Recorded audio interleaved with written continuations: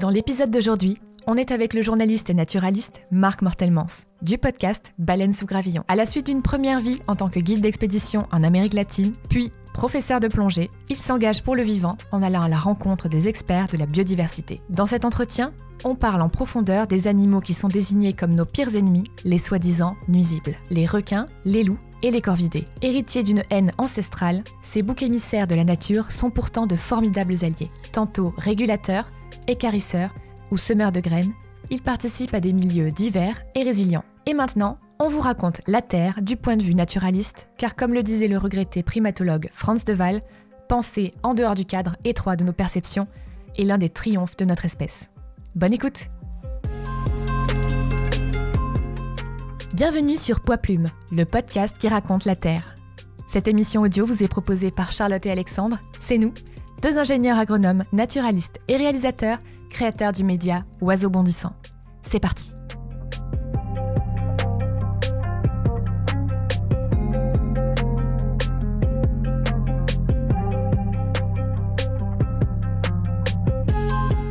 Donc nuisibles, voilà, c'est ceux qui...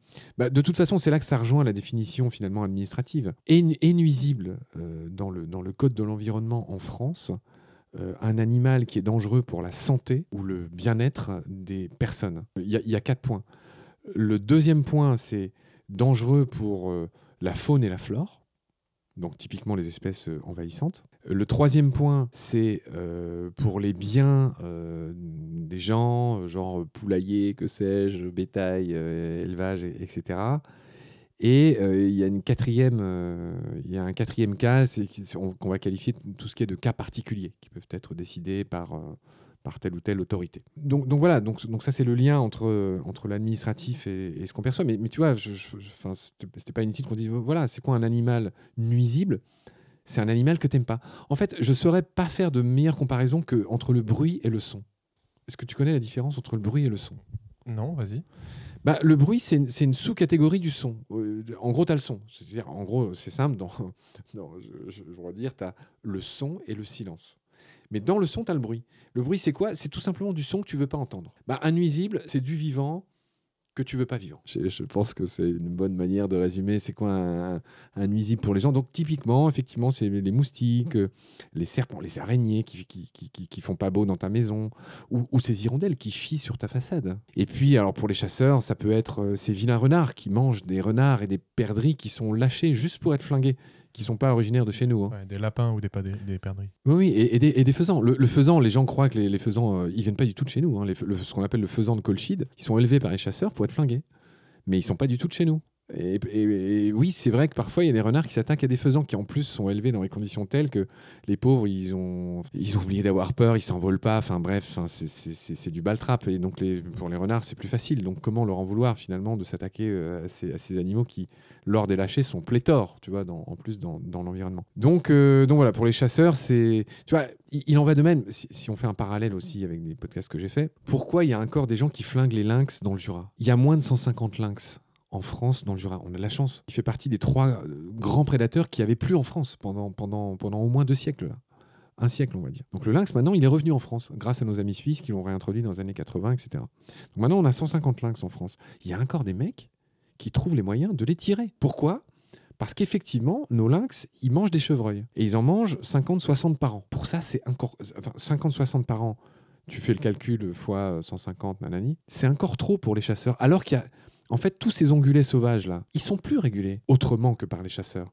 Vu qu'il n'y a plus de grands prédateurs. Comme tu le sais, des ours, il y en a 80 dans les Pyrénées, peut-être 90, allez, soyons larges. Et là, tu as entendu parler du problème des loups. En France, là, en toute honnêteté, je pense que là, on arrive tout doucement vers les 1100, 1200 loups en France. Donc tu vois, il y a, mis à part dans quelques endroits quand même très précis, t'imagines bien que ces micro-populations ne régulent pas du tout toutes ces populations d'ongulés sauvages. Donc effectivement, les chasseurs font la pluie et le beau temps. Et tu vois, moi, ce qui m'étonne, mais presque même philosophiquement, logiquement, mathématiquement, c'est que les mecs arrivent à dire, alors qu'ils sont 1 million. Hein. En France, comme tu le sais, il y a 987 000 licenciés de chasse. Il y a 20 ans, il y en avait encore 2 millions. Hein.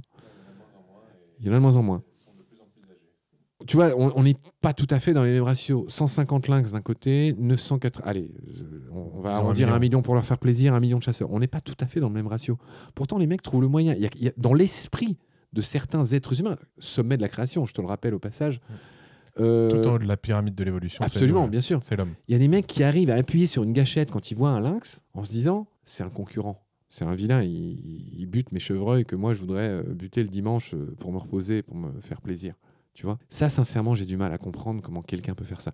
Et je vais pas être trop caricatural parce que je pense que la majeure partie des chasseurs, qui sont pas tous comme ça, le savent. Je parle avec eux, donc je mets pas tous les chasseurs dans le même sac, même si je comprends intrinsèquement pas le désir de chasser aujourd'hui. C'est-à-dire que j'apprends rien à personne. Il n'y a plus besoin de chasser pour se nourrir aujourd'hui. Pardon d'enfoncer cette porte ouverte. Donc je comprends pas, quelles que soient leurs intentions et leur degré d'intelligence, et l'amitié que je peux avoir avec certains, sincèrement, ils le savent, je comprends pas ce désir de tuer des êtres vivants. Tu vois. Le plaisir de tuer. Les mecs qui font du ball-trap sur le col de l'Iserieta et qui flinguent des oiseaux, qui font un des plus beaux trucs du monde, qui migrent. On a fait un beau cycle sur l'immigration des oiseaux avec Adrien de Montaudoin, que je salue et que je remercie. Je comprends pas que des mecs qui en plus prétendent connaître le vivant, viennent se poster sur des voies migratoires et où en plus sont concentrés les oiseaux parce que c'est des cols là où ils passent, etc. Enfin, on comprend bien que c'est une voie de passage obligée. Et les mecs, c'est du ball-trap. Il y a la moitié des oiseaux qui tombent dans les buissons où ils sont morts, ils sont jamais récupérés. Donc, je comprends sincèrement pas ce qui motive ces gens, et surtout, je comprends pas qu'au 21e siècle, je te parlais des archéologues du 3e millénaire, quand ils vont se dire, les mecs laissaient faire ça. C'est-à-dire qu'ils laissaient des mecs venir avec des cartons de cartouches et des congélateurs de bière, venir passer leur journée à flinguer d'autres êtres vivants. Je me dis que les mecs vont passer beaucoup de temps et d'énergie à essayer d'expliquer comment on pouvait être comme ça. Mais tu sais, au final, si on met les choses un peu en perspective, il y a encore quelques siècles, Moyen-Âge et compagnie, esclavage, droit de cuissage, même l'évolution, par exemple, de tout ce qui est homosexualité. Au final, tu sais, on voit quand même que les choses évoluent. Toi et moi, on ne se voit pas vieillir parce qu'on se regarde tous les matins ou presque devant la glace. Donc on a l'impression qu'on ne vieillit pas. Mais si tu regardes une photo de toi, comme on l'a fait tout à l'heure, tous les 10 ans, là, tu vois que c'est plus tout à fait la même. Il en va de même, je dirais, pour nos positionnements moraux. Tu vois, c'est-à-dire qu'aujourd'hui, bien sûr que le droit de cuissage, regarde MeToo, n'est plus du tout en odeur de sainteté praticable. Il est encore pratiqué, mais tu t'en vantes pas. Mais je pense sincèrement que, tu vois, tout ce qui est chasse, safari pour tuer des trucs pour se faire plaisir, très cher ou quoi, je pense que c'est des trucs, c'est sur le point de mourir. Mais ça m'étonne que ça existe encore, mais ça va arriver. Ça va arriver. Alors qu'on parle du lynx, on a parlé de l'ours, du loup, du renard. Et moi, j'ai été passionné par l'émission que tu as fait sur le requin dans Mécanique du vivant. Et j'aimerais comprendre pourquoi est-ce que... Donc moi, je t'ai dit tout à l'heure qu'on le considérait comme un nuisible. Tu m'as dit personne ne dit que le requin est nuisible. Par contre, on dit qu'il est gênant, on dit qu'il est dangereux. Pourquoi on n'aime pas ce requin alors ? Est-ce que c'est que de la faute de Spielberg ou il y a autre chose ?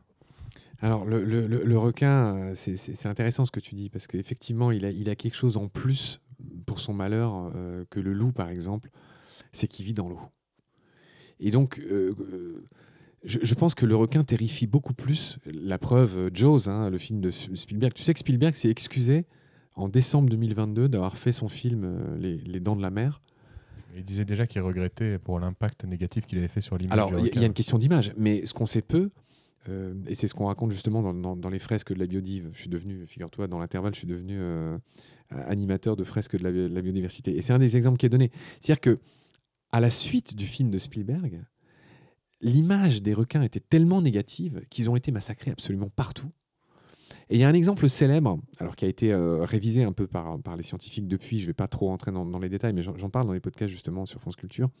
C'est l'exemple de Chesapeake Bay, sur la côte atlantique des États-Unis, donc sur la côte est. Il y a un endroit qui était un Éden des pétoncles, tu sais, des palourdes, qui étaient de tous ces coquillages qui avaient donné lieu qui avaient permis la prospérité de beaucoup de pêcheries dans le coin.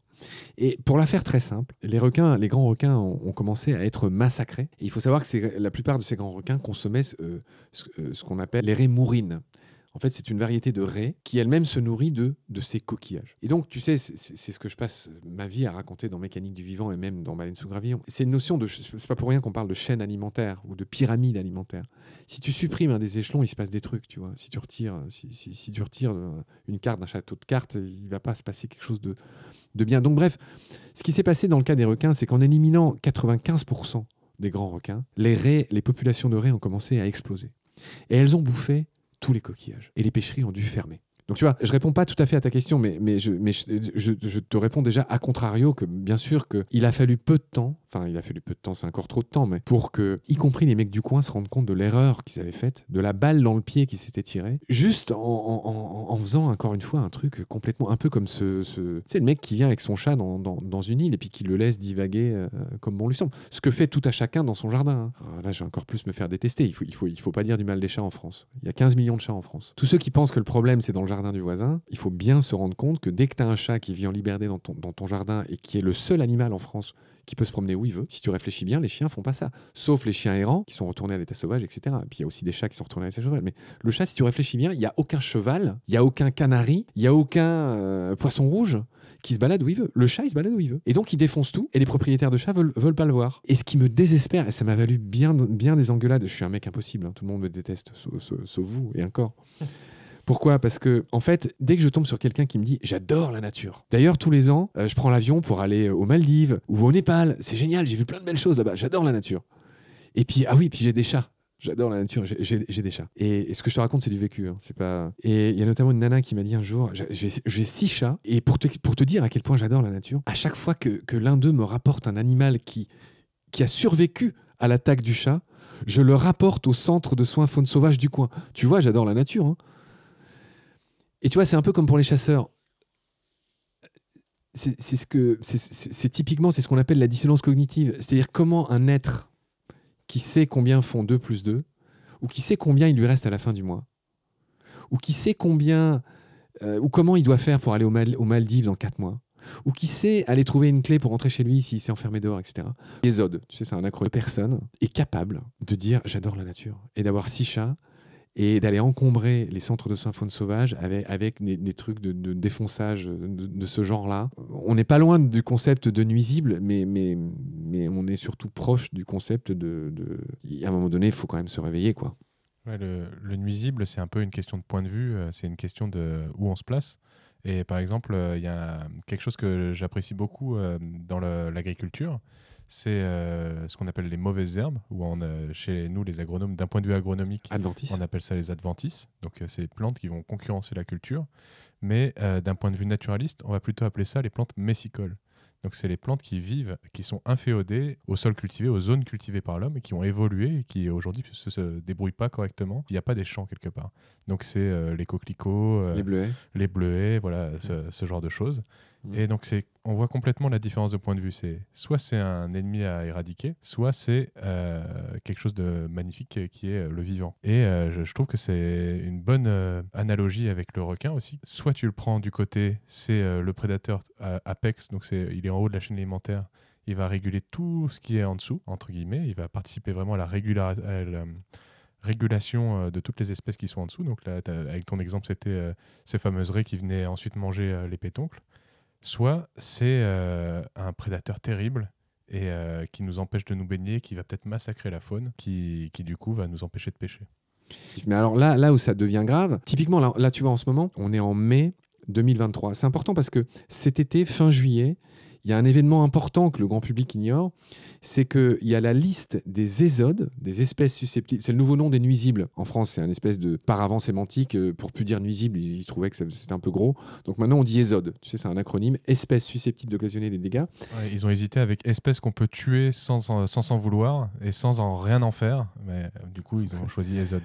Exact. Donc aujourd'hui, on dit les ésodes. On dit plus nuisible. Fin juillet, il y a le ministère de la Transition écologique qui va décider quelles sont les espèces qu'on maintient ou pas, ou celles qu'on ajoute dans la liste de ces ésodes. Et il y a beaucoup de scientifiques qui montrent, et là c'est ce qui ressort de mes émissions qui sortent ces jours-ci là, sur les corbeaux, que par exemple massacrer les corbeaux en masse, ça sert à rien. Les études scientifiques montrent que massacrer... Alors, pour ceux qui ne le sauraient pas, de manière, effectivement, il faut quand même dire que les corvidés, notamment les corneilles noires et les freux, les corbeaux freux, causent beaucoup de dégâts dans certains champs. Ils mangent, ils sont capables de remonter tout un sillon de semis, de semailles. Ils bouffent. Alors, ils ne mangent pas tant les graines que les très jeunes pousses, Ou alors ils vont déraciner la jeune pousse pour aller choper la graine qui est en dessous. Enfin bref, dans tous les cas, ils flinguent les champs des paysans et donc ça serait inexact de dire qu'ils provoquent pas de dégâts. Ils provoquent des dégâts. Mais il y a d'autres méthodes que tous les flinguer comme ils font. Mais je pense que cet état d'esprit de se dire qu'on peut jouer avec le vivant, qu'on peut dessiner des trucs sur le sol avec, se filmer avec, sur de la musique. Enfin, tu vois, Pierre Rigaud, là, qui fait toutes ces... Il montre des mecs qui défoncent des renardeaux, qui font des vidéos en étant fiers de défoncer des renardeaux, tu vois, en les donnant à manger vivant à leurs chiens, tu vois. En fait, ce qui m'énerve intérieurement, c'est que je sais que quand on veut, on peut. Tu vois, quand tu as une petite augmentation des clopes, alors pas forcément des clopes, mais en tout cas de l'essence, là, tu le sens passer et là, tout le monde est vent debout. L'âge de la retraite, t'as vu le boxon que ça a été. Ouais. Et je dis pas que c'est bien ou que c'est mal, et que c'est un corps, bien sûr. Mais qui se lève pour le vivant qui, moi, me paraît 20 000 fois plus important. Mais en plus, ce que je dis n'est pas complètement idiot, parce que les pollinisateurs, beaucoup de choses sont vitales. Donc, c'est pas juste, encore une fois, le petit chien-chien, le petit truc décoratif à son pépère dont je parle.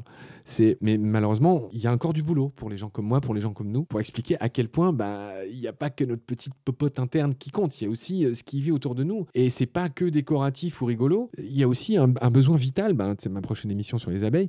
Ouais, des pollinisateurs, ouais. Les 3/4 de ce qu'on mange, c'est pollinisé.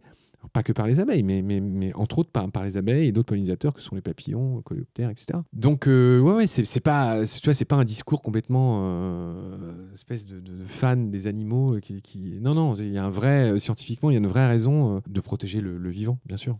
Pour justement intéresser ces gens, pour les motiver à s'intéresser vraiment au vivant, à la nature, avoir envie déjà de s'émerveiller, mais aussi d'avoir envie de protéger ou de s'informer, d'informer les autres. Qu'est-ce qu'on pourrait leur dire là, d'incroyable sur les requins? Bon, évidemment, il y a l'aspect négatif, encore une fois, qu'il y a 4/5 des espèces qui ont disparu du fait des massacres par les hommes. On disait il y a 100 millions de requins qui sont tués par an, mais le requin, c'est incroyable. Donc, il y avait ce rôle de régulateur, mais pas que. C'est un animal qui est passionnant à étudier.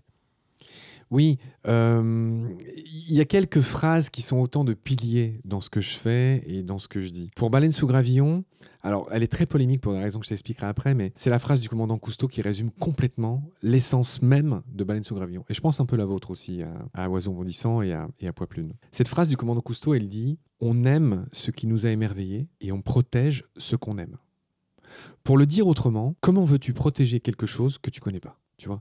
T'as envie de protéger les baleines parce que tu sais vaguement c'est quoi une baleine, t'as vu 2-3 docs dessus, ours blanc pareil.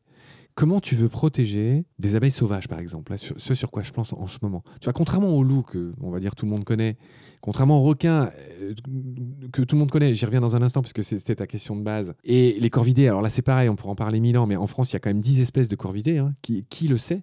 Parce que pour les gens, c'est le corbeau, point. Mais bon, bref, on pourrait y revenir aussi si tu veux. Mais voilà, et donc, tu vois, moi, une partie de mon tout petit travail, ma petite goutte d'eau, la toute petite pierre, brique à l'édifice qu'on fait tous là, c'est juste d'employer ton savoir-faire à faire connaître déjà ce qui existe autour de toi.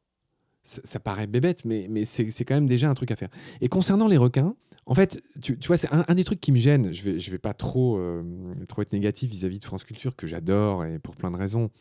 Mais, par exemple, j'aime pas le titre. Mécanique du vivant, tu vois.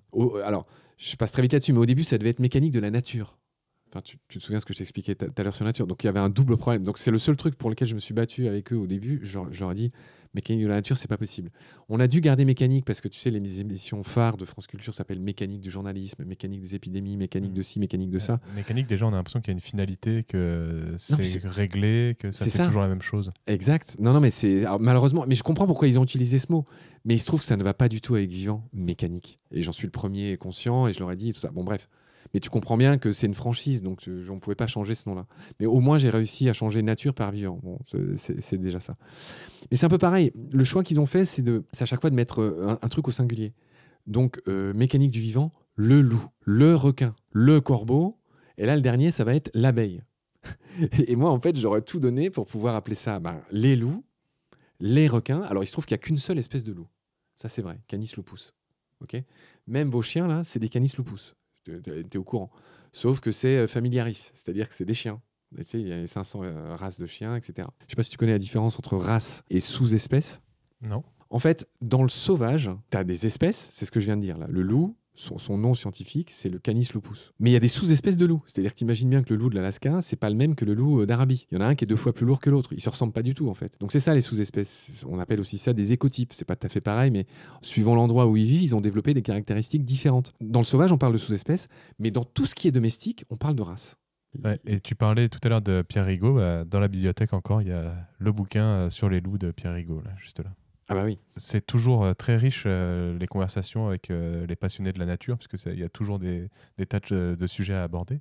Tout à l'heure, tu parlais de commandant Cousteau, on peut protéger que, alors, je vais paraphraser, hein, mais on peut protéger que ce qui nous émerveille, tout ce qu'on connaît en tout cas. Et les gens ont besoin de savoir quelles sont les merveilles de la nature et réussir à comprendre que les grands prédateurs, donc là en l'occurrence ma question c'était sur les requins, c'était pas juste des tueurs sanguinaires et qui correspondent à l'image de Jaws. Là. Donc toi tu dis Jaws mais c'est les dents de la mer en français. Donc les requins c'est des espèces, une immensité d'espèces même s'il en reste plus beaucoup, qui est incroyable. Pour des questions que je comprends d'harmonie, là toujours pareil dans Mécanique du vivant sur France Culture, ils veulent que ce soit quelque chose de très simple. Donc c'est le loup, le requin, le corbeau, l'abeille. Sauf que ça me pose un vrai problème. C'est-à-dire que, par exemple, pour les corbeaux, il y a 10 espèces de corvidés en France, qu'on nommera peut-être, mais là, puisqu'on était sur les requins, c'est pareil, j'aurais vraiment aimé appeler ça les requins, parce que dire le requin, tu vois, ça nous fait déjà quelque chose de mal. Dans le sens où, dans l'inconscient collectif, effectivement, t'as qu'un requin. Bah, en gros, c'est celui des dents de la mer. C'est le grand requin blanc. Je mets au défi les gens, le grand public, de s'imaginer, pour qui ne s'intéresserait pas à ces choses-là, et ce qui est tout à fait compréhensible. Est-ce que les gens savent vraiment à quoi ressemblent les requins bulldogs qui tuent des surfeurs à La Réunion? Peut-être pas. Et on voit tout de suite que c'est pas du tout un grand requin blanc, même s'il est grand, massif, etc., etc. Et donc, tu vois, un des trucs que j'ai eu à cœur dans cette série requins de France Q, c'est justement de très vite donner des exemples de requins qui sont très différents de l'image d'Épinal du requin avec ses grandes dents sanguinaires, machin. Et donc, j'ai parlé, par exemple, du requin chabot, qui est un requin qui est capable de marcher hors de l'eau pour aller d'une flaque de marée à une autre, s'il en a besoin pour chasser ou pour d'autres choses. Et donc, d'une certaine manière, il a développé cette capacité à marcher déjà, et ensuite à respirer un peu hors de l'eau. Donc, il y a le requin chabot, il y a le plus petit requin du monde, il n'est pas plus grand que ma main. Il fait 18 cm à l'état adulte. C'est le requin sagre elfe. C'est drôle, on dirait une sardine, tu vois le truc. Il y en a un autre qui brille dans les abysses. Et on pense que ça a une fonction de communication. Il y a une espèce de requin qui est une des espèces de requins marteaux, donc les sphyrnidés, qui lui, 60% de son régime alimentaire, c'est des algues. Donc il est veggie, le mec. Tu vois, il y a un requin qui y aurait pensé. Il y a un des requins, donc il vit au large de la côte ouest des États-Unis. Son nom, c'est le requin marteau Tiburo. Tu as les requins baleines. C'est le plus grand poisson tout court du monde. Il peut faire jusqu'à 20 mètres, plus raisonnablement 15, mais bref, ça peut aller jusqu'à 20 mètres, 20 tonnes ou plus. Tu vois, donc il y a ce géant-là qui est planctonophage, qui mange que du plancton, comme le requin pèlerin. Le requin pèlerin qui est immense aussi, qui peut faire 12 mètres. Donc tu vois, c'est rigolo, tu vois, il y a quelque chose de magnifique là-dedans. Enfin, les plus grands ne mangent que les plus petits, finalement, le plancton, tu vois. Donc voilà, donc c'est cette diversité que j'avais à cœur d'illustrer là-dedans, déjà pour casser l'image du fameux requin unique, sanguinaire, etc. Et pour tout te dire, au début, ils faisaient les illustrations, donc ils ont mis un requin blanc sur les cartes postales que je t'ai données tout à l'heure de ces épisodes sur les requins. Et quand j'ai vu ça, j'en ai fait part à ceux avec qui je travaille. Je leur ai dit, mais c'est dommage que vous ne montrez pas les photos, parce que vous avez mis typiquement l'image type du requin dont les gens ont peur. Et donc, moi, j'ai pris 1 heure pour faire une émission pour expliquer que justement, il y a une grande variété des requins, qu'on a besoin de toutes ces espèces de requins qui ont des rôles extrêmement différents, etc. Et l'illustration, et tu sais à quel point c'est important une illustration, l'illustration, il faut que ce soit pile celui qu'il n'aurait pas fallu mettre, en fait. Et donc, depuis ça, j'ai mon mot à dire dans le choix des images. Et pour le corbeau, et encore plus pour l'abeille, tu vois, si j'avais rien dit, on aurait mis une abeille domestique, c'est-à-dire l'abeille que tout le monde connaît. Non, justement, je vais mettre un bourdon, tu sais, un bourdon terrestre. Celui que tout le monde connaît aussi, mais qui est moins quand même connu que l'abeille. Donc, tu vois, des fois, ça passe par des petits ressorts comme ça, l'émerveillement. Il y a un autre grand prédateur qui cristallise un petit peu toutes ces peurs, justement, hein, et qui est souvent aussi très mal illustré dans la presse. Hein. Généralement, quand on dit une suspicion de loup dans les Alpes, et là, ils mettent la première photo qui vient sur Adobe Stock, et finalement, c'est un grand loup gris. Qui montre les dents. Ouais, qui montre les dents. Ou alors, c'est un loup d'Alaska, pas du tout un loup de nos forêts françaises ou de nos montagnes françaises. Est-ce que tu peux nous raconter un petit peu d'où il vient, le loup, et après, on viendra à son rôle, et on va faire un petit peu ce même parcours, mais que je trouve assez particulier. C'est pour ça aussi que je voulais parler à la fois du requin et du loup, mais quel a été le parcours commun du loup et de l'homme, puisque finalement on se connaît depuis bien longtemps. Ce que j'ai raconté dans cette première saison de Mécanique du vivant sur le loup, c'est quelque chose qu'on sait peu, encore une fois. C'est que, alors il y a bataille chez les chercheurs, mais clairement, l'amitié entre l'homme et le loup est la plus ancienne de très loin de tous les grands animaux avec lesquels nous avons forgé des alliances. Il y a bataille parce que les chercheurs sont encore pas complètement tout à fait d'accord pour savoir si c'était il y a 20 000 ans ou si c'était il y a 36 000 ans. Donc moi, j'ai donné ces échelles dans le podcast, je me mouille pas trop, mais en fait, c'est qu'on s'imagine bien qu'à l'époque de la préhistoire, il y avait des loups. En fait, il y avait 2 grands prédateurs qui avaient compris les avantages du groupe par rapport à être solitaire. Il n'y avait que 2 grandes tribus, si j'ose dire, à ces époques reculées. Il y avait les hommes, qui individuellement étaient faibles et n'auraient jamais survécu. Et il y avait les loups. L'avantage de la meute. C'est ce qu'on raconte dans ces podcasts que tu m'as fait l'honneur d'écouter. Et donc, ils étaient voisins. Et donc, ce que je raconte, c'est qu'on peut bien sûr imaginer que par moment, les hommes allaient prélever des lambeaux de chair sur les carcasses des loups et réciproquement. Et donc que ces voisins se guettaient et qu'ils se connaissaient depuis longtemps. Alors, ils n'étaient pas forcément copains, mais on peut imaginer assez facilement, c'est des belles histoires, qu'à une époque, un homme a fini par recueillir un petit loup et qu'il l'a élevé et qu'il a survécu. Et puis que peut-être un peu plus loin, un autre en a recueilli une, et puis que c'était une louve.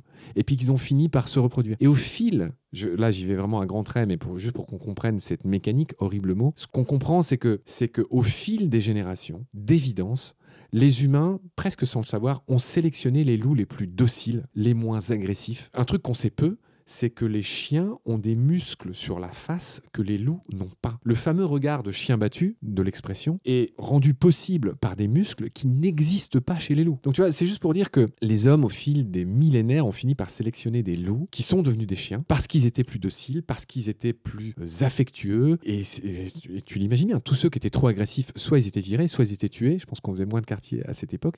Et en gros, c'est comme ça que s'est nouée cette première histoire d'amitié, longtemps avant les autres. Pour te donner une idée, les grands bovidés, enfin tu sais, ce mouflon qui est progressivement devenu mouton, et cet auroch qui est progressivement devenu nos vaches, et je parle même pas du cheval et du chat, c'était encore 5000 ans plus tard, ceux que je viens de dire là, c'était vers 8-9 000 ans. Les moutons et les bœufs, on va dire, qui effectivement n'étaient pas de tout temps, ça ressemblait pas à un mouton, c'est presque risible en fait, quand tu sais que l'ancêtre du mouton ressemblait à un mouflon et non pas à un mouton. Ça paraît évident ce que je te dis. Et de la même manière, nos vaches actuelles, elles sont très belles et je les aime. J'adore leur faire des bisous quand je suis dans les prés. Mais quoi de commun entre ça et les puissants aurochs dont on n'a plus que des représentations imagées, puisqu'ils ont disparu, les aurochs, il y a quelques siècles. Faut pas croire que ça date de la préhistoire. Le dernier auroch, il a été tué, je crois, il y a 4 siècles, en Pologne.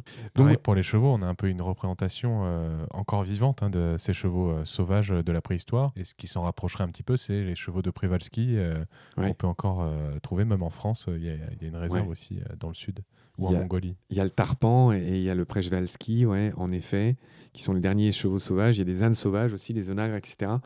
Oui, bien sûr. Alors, je ne sais plus si là, tu me parlais de la domestication ou de quoi, mais c'était bien plus tard. Et le chat aussi, c'était bien plus tard.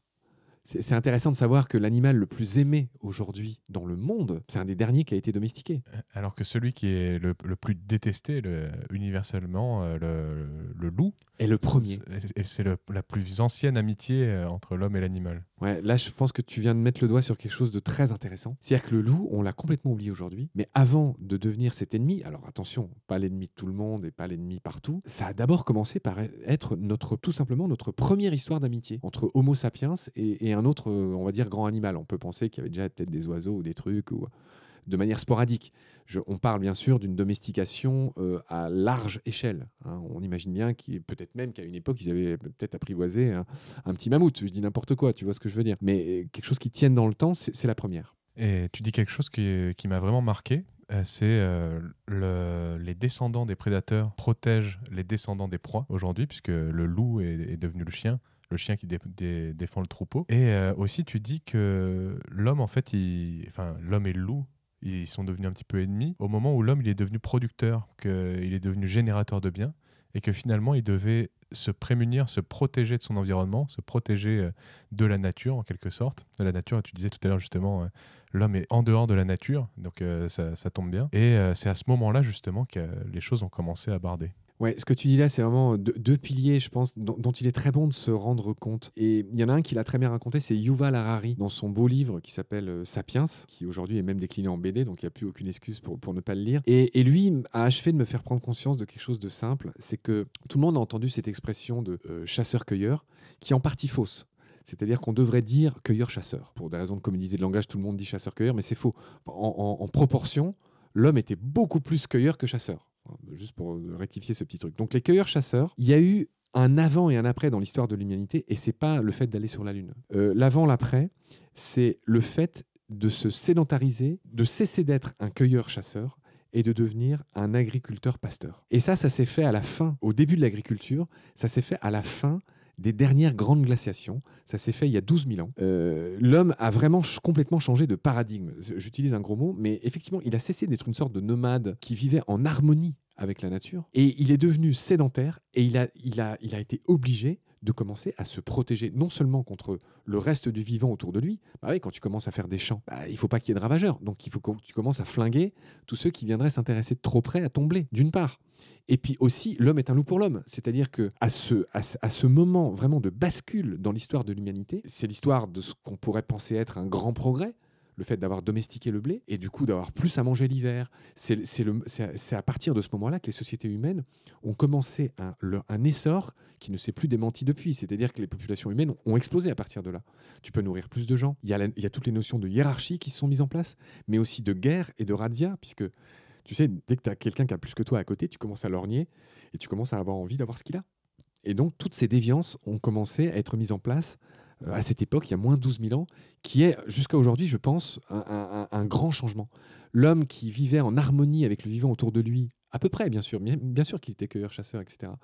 Tu sais, les représentations dans les grottes, etc. C'est de cette époque-là que je parle. Le vivant était considéré comme un tout et l'homme faisait partie du vivant. Mais là, il s'en est extrait. Et pas que philosophiquement. C'est-à-dire que de fait, il a commencé à surveiller ce qu'il faisait, ses champs, avec ses fameux chiens. Ce que tu disais là, les descendants des prédateurs veillent sur les descendants des animaux domestiques. Des proies. Des proies, exactement. C'est quand même fou de savoir qu'effectivement, les chiens défendaient les troupeaux contre les loups. Les troupeaux de quoi ?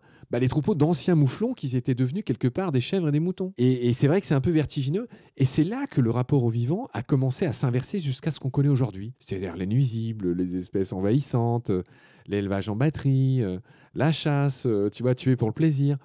C'est des choses que nos ancêtres n'auraient pas comprises si on fait l'exercice de pensée de se projeter à l'époque de la guerre du feu, par exemple. Oui, il y a une autre façon de penser aussi. Autre chose qu'on peut voir, c'est Yuval Harari, justement, dans Sapiens, il a tendance à dire que l'homme, en fait, il est un petit peu perdu au change au moment où il a commencé à domestiquer les plantes, à élever les animaux, puisqu'il était en excellente santé toute l'année. Il y avait beaucoup plus de risques, etc. Il pouvait mourir de maladie, mais globalement, il était moins malade. Il n'y avait pas ces problèmes de caries, les choses comme ça qui sont venues avec le fait de consommer très souvent des céréales, pas de diabète ou beaucoup moins de cancer, des choses comme ça. Donc il était beaucoup moins sûr de son apport alimentaire, mais il était globalement en bien meilleure santé et finalement il mangeait beaucoup mieux. Ouais, mais il s'est avachi à force de faire des tâches répétitives, etc. Oui, et il se reproduisait moins.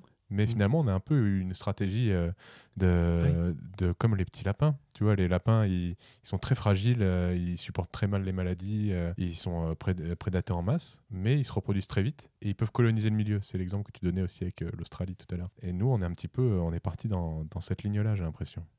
Oui, techniquement, la pire espèce invasive du monde, c'est l'homme. En termes de dommages et de ravages, et aussi de nombre, et de beaucoup de choses que tu veux, la pire espèce invasive du monde, c'est l'homme. Je dis pas ça pour être insultant, pour jeter un pavé dans la mare. Je parlais du chat tout à l'heure. Le chat est un vrai problème. C'est aussi techniquement, scientifiquement, une espèce invasive. J'invite quiconque à essayer de me prouver le contraire. Et l'homme aussi. Ce que tu viens de dire, Yuval Harari l'a résumé en une phrase qui est absolument juste limpide. Il fait ce qu'on appelle un zeugme, qui est une figure littéraire que tu vas du coup tout de suite comprendre. Il a dit « Ce n'est pas l'homme qui a apprivoisé le blé, c'est le blé qui a apprivoisé l'homme. » C'est-à-dire, le blé, avant d'être ce qu'il est devenu aujourd'hui, c'était une pauvre graminée perdue dans la pampa parmi d'autres. Le blé est devenu la plante peut-être la plus cultivée sur Terre. Toujours est-il que c'est l'homme qui lui a donné une prééminence que cette plante n'aurait jamais eue si... son pain quotidien pour le coup. Et c'est exactement ça. C'est-à-dire que cette espèce de sécurité, cette richesse dont on parlait tout à l'heure, a été chèrement payée. En plus, on a oublié ce prix. C'est-à-dire qu'aujourd'hui, on vit comme ça, dans ce confort-là, en élevant, en ayant tout à portée de la main. En fait, c'est ça le truc. C'est que l'homme, il supportait plus. C'est pas un homme quelque part qui a eu une idée et qui a commencé. C'est un peu tout le monde au même moment, etc. Puis ça a été permis par le réchauffement du climat à l'époque. C'était moins rigoureux. Et cette explosion des sociétés humaines et le début de beaucoup de progrès, mais aussi de beaucoup de maux. MAUX, tu vois, cette espèce de paresse, le fait d'avoir tout à portée de la main. Du coup, l'émergence de castes qui n'avaient plus besoin de chasser ou de cueillir pour se nourrir, mais du coup qui monnayaient d'autres trucs autrement. Enfin, tu vois, c'est un peu le début du capitalisme aussi, de ce genre de choses. On parlait de ce changement de paradigme pour l'homme qui devient générateur de biens, qui doit protéger ses biens, etc. On parlait aussi de cette amitié, la plus ancienne amitié entre l'homme et l'animal, donc avec le loup qui est devenu le chien. Ce chien qui arrive à communiquer avec nous, avec ses expressions faciales, etc., à nous comprendre, et nous, on arrive à le comprendre. Ce que je trouve particulièrement intéressant avec notre relation au loup, c'est peut-être la première espèce dont on a institutionnalisé la destruction. Oui. Alors, effectivement, c'est un des trucs que je raconte aussi dans le podcast de France Culture. Effectivement, on en parlait tout à l'heure, c'est sous Charlemagne. Enfin, Charlemagne a décidé qu'il fallait éradiquer les loups. Et donc, c'est à cette époque que la louveterie a été créée. Et il faut savoir que le loup est le seul animal pour lequel un corps administratif a été créé en France pour le réguler, mais en gros pour l'exterminer. Et ça remonte à Charlemagne, c'est-à-dire au 9e siècle. Et jusqu'à aujourd'hui, c'est-à-dire que la fameuse... aujourd'hui, il existe toujours des lieutenants de louveterie qui sont des chasseurs assermentés. C'est assez opaque d'ailleurs, c'est un truc que j'ai toujours pas bien compris. Il y a des gens qui ont le droit en France de flinguer des loups. Alors il faut quand même savoir que jusqu'à aujourd'hui, le loup, c'est une espèce à l'échelle européenne qui est protégée. Donc on n'a pas le droit, toi, moi, le chasseur lambda, n'a pas le droit de flinguer un loup. Je dis juste ça pour rappeler justement ce qui rend les choses très compliquées, c'est que n'importe qui ne peut pas buter un loup. Pour ce faire, il faut que cette personne soit assermentée et soit justement un lieutenant de louveterie. Et voilà, effectivement, tu l'as bien dit, ça a été créé sous Charlemagne et ça existe jusqu'à aujourd'hui. Et on imagine bien que ça ne va pas sans problème, puisqu'entre Charlemagne et aujourd'hui, qu'est-ce qui a changé ? Beaucoup de choses. C'est-à-dire qu'après 70 ans sans loup, le loup en France a été exterminé, le dernier loup a été exterminé dans les années 30. Il a été revu pour la première fois en 1992 dans le Mercantour, mais il était là depuis quelques années avant, en fait. Il est revenu dans la fin des années 80. Ton fameux invité, Vincent Vignon, en parle très bien. Il m'a appris beaucoup de choses, votre invité, là, dans Poids Plume, Vincent Vignon. Et effectivement, depuis que le loup est revenu, on s'est encore plus rendu compte à quel point l'espace en France était sous la coupe des grands herbivores qui ont prospéré sans limite, si ce n'est celle des chasseurs. Plans de chasse et tout, les cerfs, les chevreuils, pour faire simple, et évidemment les sangliers. Mais vu qu'ils n'ont plus de prédateurs, les seuls qui pouvaient réguler, c'est les chasseurs. Et donc on voit bien le problème, c'est que les chasseurs, en général, ça arrive quand même, mais ils font la différence entre une brebis et un chevreuil. Mais les loups, alors justement, les loups fuient les hommes. Et c'est rare qu'ils tuent des brebis. Ça arrive trop souvent. Je crois qu'il y a 11 000 brebis tuées chaque année en France. C'est beaucoup trop. En tout cas, il y a 11 000 déclarations de... Il y a 11 000 déclarations. Tu as très raison de le dire, parce que dès qu'il y a des morts, c'est forcément un loup. Et il y a des abus de certains éleveurs, tout le monde le sait. Hein. C'est-à-dire que dès qu'il y a beaucoup de chiens errants en France, les gens le savent peu. Il y a beaucoup de brebis qui meurent à cause de chiens. Soit de propriétaires qui n'ont pas fait gaffe à leur chien pendant une balade, soit à cause de chiens errants qui justement n'ont pas de propriétaire. Bref, ça c'est encore un autre truc, mais il y a un certain pourcentage de ces brebis déclarées pour toucher la prime de remboursement qui sont mises sur le dos des loups. Mais bon, ça fait encore partie de l'hypocrisie de ceux qui jouent pas le jeu et qui crient au loup justement pour être remboursés. Enfin, c'est horrible en fait. Ils ont bon dos les loups. Mais malgré tout, ils tuent quand même beaucoup de brebis. Mais c'est là qu'on voit aussi que tu vois, Vincent Vignon, on parle très bien dans vos podcasts. Quelque chose qui est très connu de ceux qui étudient tout ça et qu'on dit aussi dans mes podcasts à moi, c'est qu'en France, on a complètement oublié le sens commun. C'est-à-dire qu'il y a des troupeaux de plusieurs milliers de brebis en France, alors que la sagesse voudrait que les troupeaux n'excèdent pas une centaine de bêtes, quelques centaines de bêtes, grand max. Comment tu surveilles un truc pareil ? Tu peux pas surveiller un truc pareil. S'il y a des épidémies ou des trucs tout bêtes, aussi bêtes que ça, quand tu as des milliers de bêtes, tu vois, ça devient inhumain, ça devient invivable. On a perdu toute mesure, et surtout en France. Hein. C'est-à-dire que, on va pas refaire toute l'histoire de l'épisode sur les loups, mais ce qui est notoire en France, c'est que le taux d'attaque est 20 fois supérieur à nos voisins européens. Où pourtant, il y a plus de loups. Il y a plus de loups en Espagne qu'en France. Il y en a plus de 2000, et il y en a encore plus en Italie. Pourtant, il y a moins d'attaques. Il y a aussi plus d'ours. Et il y a aussi plus d'ours. Donc, tu vois, à un moment donné, il faut, enfin, si on est honnête, il faut quand même se dire, mais pourquoi? Alors, qu'est-ce qui se passe en France? Les loups, c'est des malades, ils ont un truc en plus, ils ont bouffé quelque chose. C'est des loups serial killers, ils peuvent C'est pas des loups serial s'empêcher. killers. Non, évidemment, c'est évidemment nos méthodes qui sont pas du tout adaptées. Et les mecs refusent de le comprendre et de changer. C'est-à-dire que non, maintenant qu'il y a ces troupeaux de plusieurs milliers de têtes, les mecs, c'est un peu ce que je te disais tout à l'heure, tu sais, ces visions stromboscopiques des choses. C'est-à-dire, quand on se regarde dans la glace tous les matins, on se voit pas vieillir. Mais si on voyait une photo de nous, tu vois, tous les 10 ans, on verrait bien les différences.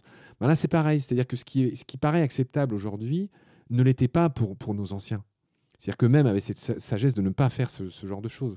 Tu vois, ça vaut aussi pour l'abeille. Enfin, aujourd'hui, on a créé des variétés d'abeilles qui sont des variétés hybrides, qui ont plein d'avantages, notamment elles sont hyper productives et plus du tout agressives par rapport à notre abeille noire native. Qui sait qu'aujourd'hui, on a une abeille native en Europe qui date de la préhistoire, qui s'appelle l'abeille noire, qui survit dans les marges qu'on lui laisse, mais qui est de plus en plus... j'allais dire pompé, ennuyé par les histoires d'hybridation, etc., qui seraient longues à expliquer. Mais juste pour expliquer que voilà, on a oublié le sens commun et on en revient à ce qu'on disait sur nuisible ou pas nuisible, tout éradiquer dès lors que ça nous embête ou pas. Tu vois, c'est-à-dire que là, les mecs veulent continuer à produire comme ils font pour des questions d'argent. Et c'est pareil pour les vaches, c'est pareil pour plein de trucs en fait. Seul compte, j'enfonce une porte ouverte à nouveau, mais l'argent, ta fin du mois, celle de l'agriculteur, et pas du tout le vivant, les forêts. Tu vois, on pourrait aussi parler des forêts. Parce que tous ces ongulés sauvages là, dont on parle font beaucoup de dégâts. Et les chasseurs n'arrivent pas à tout régler à eux seuls. Oui, parce qu'on l'a évoqué évidemment pour le requin, pour le lynx, mais le loup, il a son rôle à jouer pour réussir à réguler ces populations de grands herbivores. Et on a besoin de ces prédateurs. Et d'ailleurs, tu connais cette histoire, cet exemple du Yellowstone, certainement. Ah, mais bien sûr, on l'a longuement développé dans les podcasts sur France Culture, ouais. Qui est. Alors, on dit tout de suite que. Alors, si tu veux, tu peux la résumer en 2 phrases. Mais cette histoire est justement impossible en France. Parce que tout simplement, tout l'espace est anthropisé. Tout l'espace est occupé. C'est-à-dire qu'il n'y a plus des parcs nationaux qui ont quasiment la taille d'un pays, comme le Yellowstone, j'exagère. Je ne sais plus la taille du Yellowstone, mais c'est quand même un endroit très grand qui est justement un parc national où tout est protégé. Et donc, cette expérience où, en gros, on a vu que le fait de réintroduire des loups a d'une certaine manière pas sauver le parc, mais l'a remis en meilleure santé, tout simplement parce que justement les populations d'ongulés sauvages qui là-bas s'appellent les wapitis et les élans, en fait, le fait de réintroduire des loups a provoqué ce qu'on appelle l'écologie de la peur, c'est-à-dire à disperser toutes ces herdes qui abroutissaient, c'est le terme consacré, les jeunes pousses et notamment ce qu'on appelle les ripisylves, c'est-à-dire les berges boisées des cours d'eau. Et du coup, il y a toute une chaîne de conséquences qui serait un peu longue à raconter, mais qu'on raconte dans les podcasts et qui est connue, qui fait qu'en gros, dès lors que ces arbres sur les rives peuvent repousser, il y a les castors qui ont pu revenir. Les castors ont créé des espèces de cours d'eau secondaires qui eux-mêmes ont permis le retour de toute une petite vie, qui eux-mêmes ont permis le retour de tous leurs prédateurs secondaires, etc. etc. Et ce qui fait que le Yellowstone, 25 ans après le retour des loups, est bien plus riche que le Yellowstone d'avant. J'y suis allé à grands traits, mais juste pour qu'on comprenne. Mais ça, c'est une très belle histoire, qui au moins a le mérite d'illustrer le rôle salvateur qu'ont les loups dans le vivant. Ne pourrait pas du tout avoir lieu en France. Les loups dont tu parlais tout à l'heure, ils sont cantonnés, justement, ils se cantonnent dans les régions où il y a très peu d'hommes. C'est pour ça qu'ils sont dans les Alpes. Alors, il se trouve qu'ils sont revenus par là. Mais tu verras, malgré tout, peu de loups en région parisienne, y compris là chez vous, dans le sud, autour de Montpellier et tout ça. Pas que parce qu'il n'y a pas assez de gibier. Et d'ailleurs, il y en a. Mais juste parce que les loups, ils se mettent dans les marges qu'ils trouvent. Il n'est pas fou, le loup, tu vois, il fuit l'homme. C'est quelque chose qu'on développe très souvent quand on parle avec des agriculteurs ou quand on fait des émissions, quand on poste sur les réseaux sociaux aussi, c'est qu'on a besoin, pour la nature, on a besoin d'une mosaïque d'espace, on a besoin d'une mosaïque de milieux naturels pour avoir de la biodiversité. Encore un mot moche, mais pour avoir du vivant, pour avoir de la diversité en tout cas. Pour avoir cette diversité, on a besoin d'espaces ouverts qui sont broutés par des grands ongulés, etc. On a besoin d'avoir différentes tailles d'animaux. C'est ce qu'on a vu au Marais Vernier. On a fait tout un épisode avec Thierry Lecomte et une vidéo sur YouTube pour montrer comment il arrivait à entretenir une réserve naturelle Ramsar, donc un très haut niveau de protection au niveau mondial, Et il arrive à préserver cette diversité d'espèces végétales, animales, les insectes, etc., en mettant tout un tas de grands herbivores. Donc, il y a des vaches Highland, des chevaux Camargue, des moutons Shetland. Et maintenant, depuis qu'on est passé, il a même mis des buffles d'eau, des animaux qui ne sont pas du tout vermifugés non plus pour permettre le développement des insectes dans les bouses, dans les crottins, etc. Et donc, lui, il permet de garder un milieu ouvert très divers. Mais c'est comme tout, la nature a besoin d'équilibre et donc a besoin de ne pas être comme tu disais, abruti.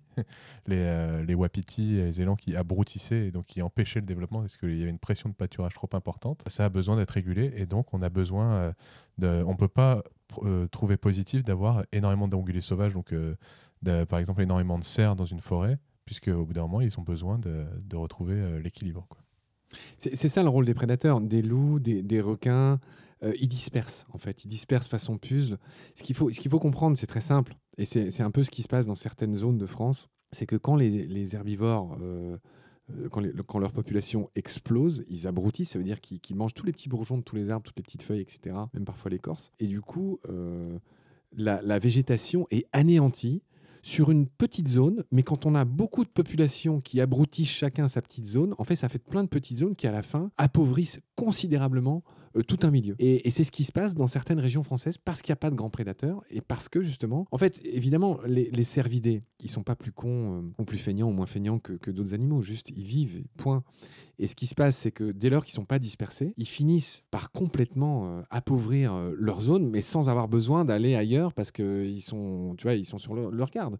Et c'est ça que font les loups. C'est-à-dire qu'ils sont sans arrêt en train de les bouger, de sorte qu'au final, le milieu vit mieux. Et enfin, tu vois, c'est une pression qui est levée sur le végétal qui est à la base de beaucoup de chaînes alimentaires. Est-ce que tu penses qu'il peut y avoir un avenir pour la cohabitation entre l'homme et le loup, en tout cas en France? Parce que j'ai l'impression que ça ne fonctionne pas si mal dans nos pays voisins. Donc très proche, il y a l'Espagne, il y a l'Italie, mais encore plus loin, il y a la Slovaquie, la Slovénie, tu vois, tous ces pays de l'Est. La Roumanie aussi, où ça fonctionne pas si mal. Je devrais pas le dire, mais je vais te faire une réponse très sincère. Quand je vois ce qui se passe avec les requins, c'est-à-dire quand on sait, et tout le monde le sait, y compris ceux qui les massacrent, que 90% des populations de grands requins, à peu de choses près, ça dépend des espèces, on a vu qu'il y avait 540 espèces. Mais dans certains cas, 90% des populations de requins ont déjà disparu de nos océans, 70% de la planète. Pourtant, jusqu'à aujourd'hui, alors je ne vais pas dire rien, mais peu de choses sont faites. Par exemple, un des trucs que je signale dans les épisodes sur les requins, c'est que quelque chose qu'on sait peu et qu'on relaye peu, malheureusement, mes confrères journalistes français ne le font pas, c'est que 40% des ailerons qui sont vendus sur les places asiatiques, Hong Kong et compagnie, viennent de l'Union européenne. Alors en France, on a interdit le finning, c'est-à-dire le fait de couper les ailerons à vif des requins et de les rejeter vivants à l'eau où ils crèvent pendant des heures, etc. Alors le fin avec un F, c'est l'aileron du requin.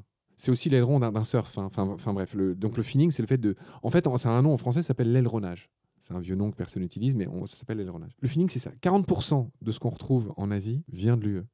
Comment ça se fait? Sachant que le finning est interdit. Depuis 2013, le finning est interdit dans l'UE. Pourquoi c'est possible? Parce que malgré tout, en fait, ce que font les pêcheurs, surtout espagnols, les Espagnols, énorme place de pêche au requin en Europe, loin devant la France. En fait, ils les pêchent. Et la législation européenne dit qu'il faut les ramener au port fins attached. Ça veut dire avec les ailerons attachés au corps.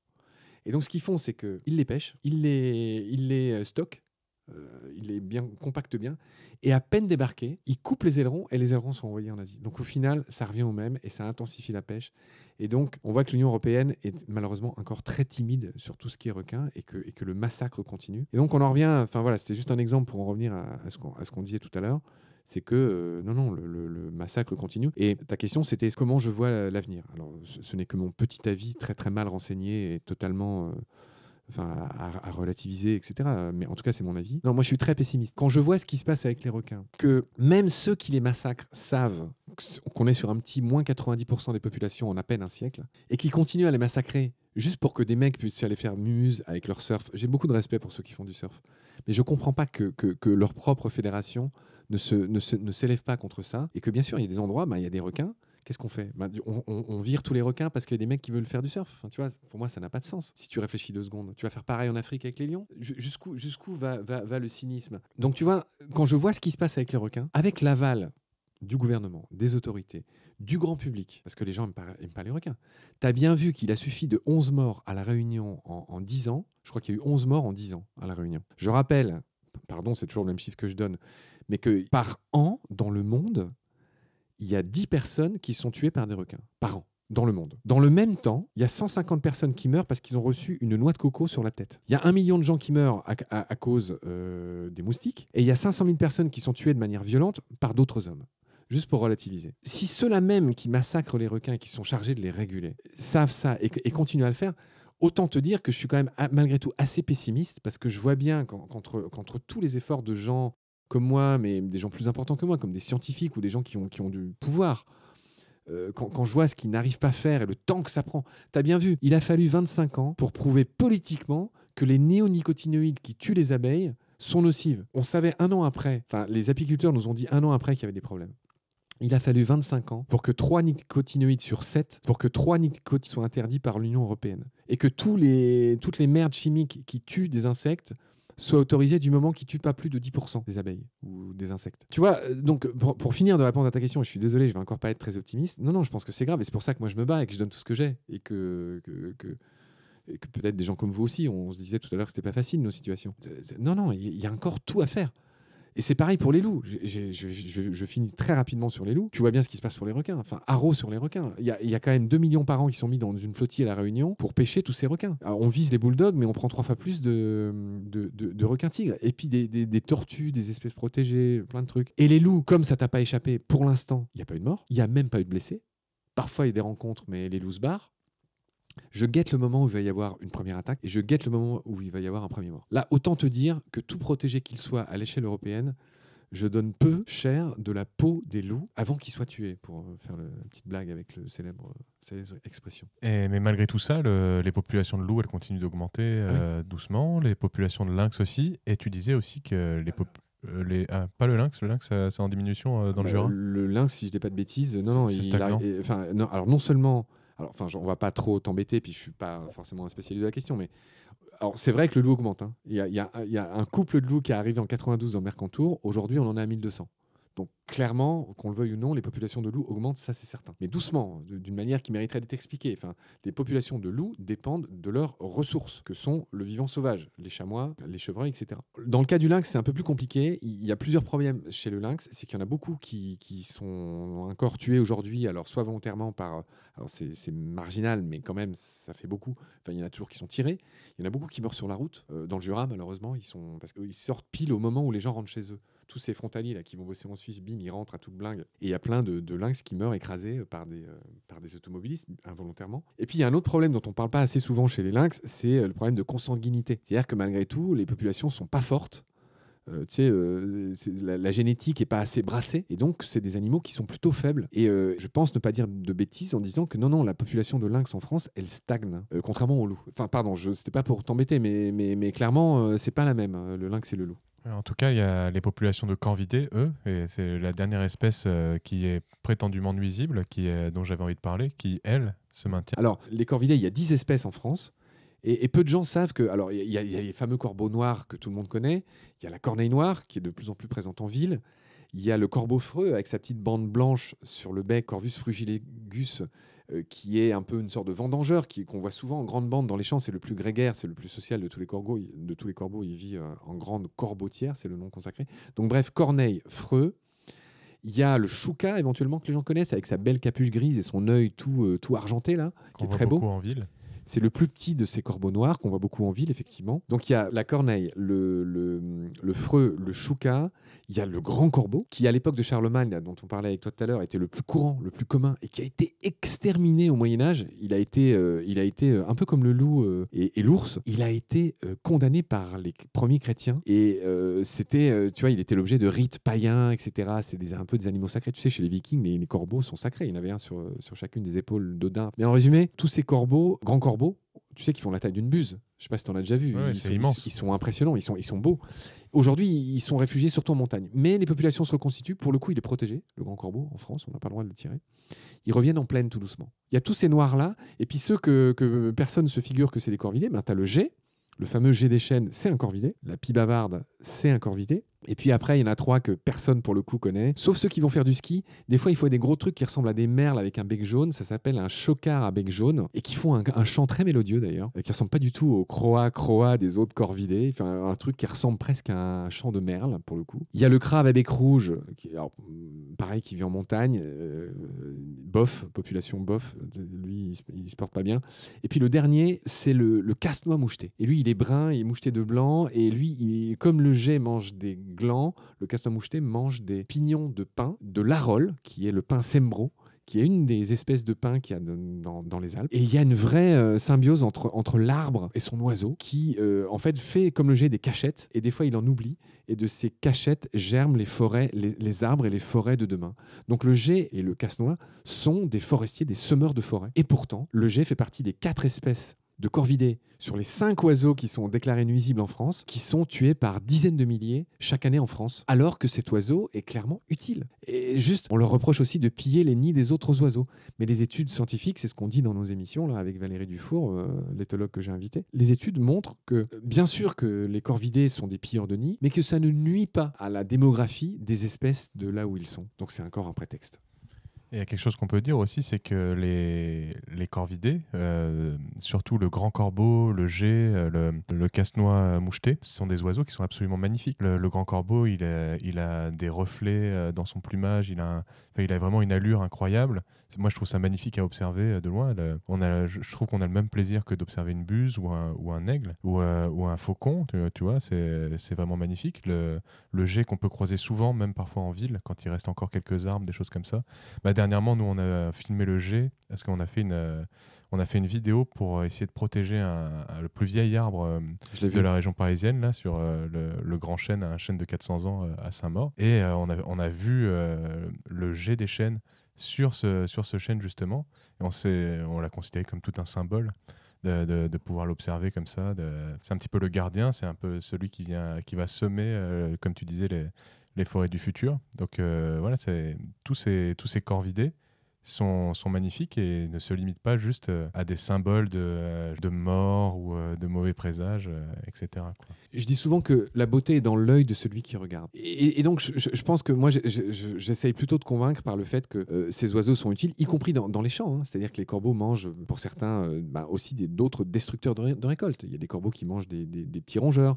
Différentes sortes d'insectes ou de limaces ou, tu vois, qui sont nuisibles, horrible mot pour les mêmes récoltes. Donc tout est pas si simple. Tu vois, ça serait naïf de ma part de nier le fait que les corvidés, notamment les freux et les corneilles, font des dégâts dans les champs. Mais là encore, il y a des solutions, alors qui sont pas toutes, comment dire, tu vois, il faut les conjuguer ensemble. Enfin, tout est pas simple en fait. Mais le simple fait de bien faire attention à la date de ces semailles a un rôle. Il y a un autre truc qu'on a oublié, que les anciens savaient, et que Vincent Vignon, là, un de vos invités, il en parle très bien, c'est le fameux bocage, c'est les fameux œillets. C'est-à-dire que les corbeaux, c'est un beau mot, sont néophobes.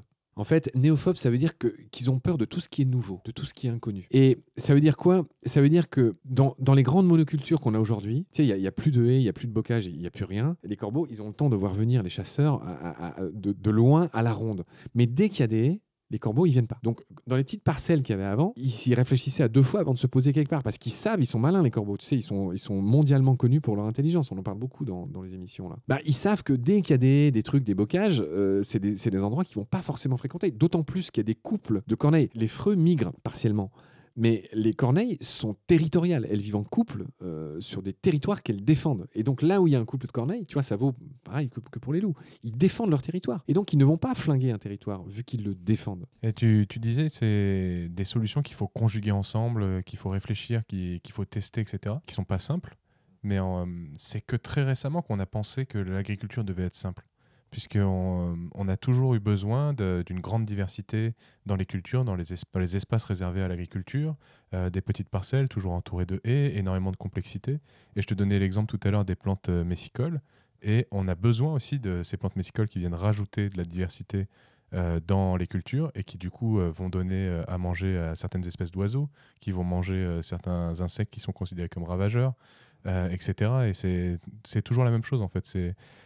C'est que récemment qu'on a dit, alors c'est très simple, tu as tant d'heures de tracteur à faire avec tel outil, Et dès que tu vois l'apparition de ce ravageur ou de cette maladie, tu mets tel produit. Mais en fait, c'est quelque chose qui a fonctionné un temps, qui a fonctionné très très bien et qui a été très productif et qui aujourd'hui est dépassé. On a besoin de revenir vers beaucoup plus de savoir, beaucoup plus de complexité et c'est dans ce sens que va l'agriculture moderne, je pense.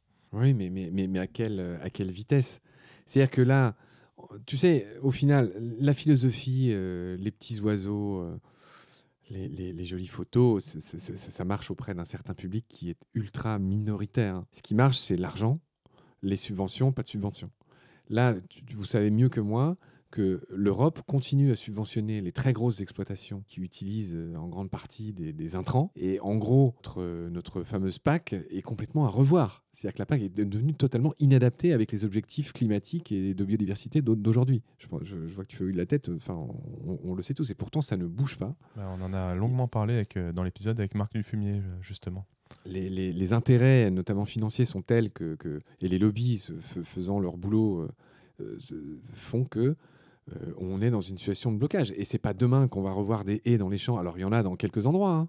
Il y a un peu des haies qui reviennent et des trucs. De plus en plus d'agriculteurs qui, de leur initiative, avec des soutiens financiers, replantent des haies aussi, pas forcément pour des questions de biodiversité, mais aussi pour des questions de sécheresse, de réussir à garder l'humidité, d'apporter de l'ombre, de casser le vent aussi. Donc voilà, moi je trouve que souvent on prend du mauvais côté, certains agriculteurs en tout cas, en leur parlant d'écologie. Parfois il y a un blocage parce qu'il y a une opposition, hein. C'est ce qu'on essaye de faire avec Charlotte et Oiseaux Bondissants, c'est créer un pont entre l'agriculture et la nature, c'est la clé. entre les agris et les écolos en gros. Et souvent il y a une opposition, il y a un manque de communication. Et parfois on peut réussir à faire beaucoup de choses positives pour le vivant, pour la nature, en prenant sur le biais agronomique. Comme je te disais, casser le vent, maintenir le sol, préserver l'humidité, etc. Mais externalité positive, c'est un habitat pour les oiseaux. Non, mais clairement, il y a de plus en plus de très belles choses qui sont en train de voir le jour. Mais c'est le taux de conversion qui, tu vois, on n'a pas 2 siècles pour réformer notre agriculture. On n'a même pas 50 ans. Mais on n'a pas le temps de prendre le temps. Regarde ce qui se passe avec l'eau, les méga-bassines, etc. On a plus le temps de ça. Enfin, quand je te disais qu'aujourd'hui, ce qui se passe, alors je ne veux pas trop tirer sur vos amis, les agriculteurs auxquels vous consacrez votre vie de podcasteur. Ce n'est pas leur faire ombrage que de dire que c'est un petit nombre. Regarde, dans le problème des méga-bassines, c'est 6% des agriculteurs qui foutent la merde avec leur méga-bassine qui coûtent à tout ce qu'il y a autour d'eux, y compris leurs collègues, leurs confrères. Mais effectivement, dans le modèle actuel, européen et français, ce sont les pollueurs qui sont payés et les pollués qui sont payeurs. Regarde tous ces céréaliers, tous ces gros éleveurs intensifs, etc. C'est eux qui proportionnellement ont le plus d'argent de la PAC, etc. Et donc tant que ce système sera maintenu comme ça, productivité effrénée, etc. Et malheureusement, tu seras d'accord avec moi pour dire que c'est 90% de l'agriculture en France. Tout ça fait que, non, je ne suis pas du tout optimiste pour finir de répondre à ta question. Sur les loups, sur les requins, etc. Je pense que tant que c'est décoratif et que, en gros, tu vois, on fait plaisir aux écolos dans leur coin et que ça se passe, mais dès qu'il y aura un vrai accident et qu'il y aura un loup qui va attaquer un adulte ou pire un enfant, là je pense que ça va être la fin, pas des hostilités, mais le début des hostilités.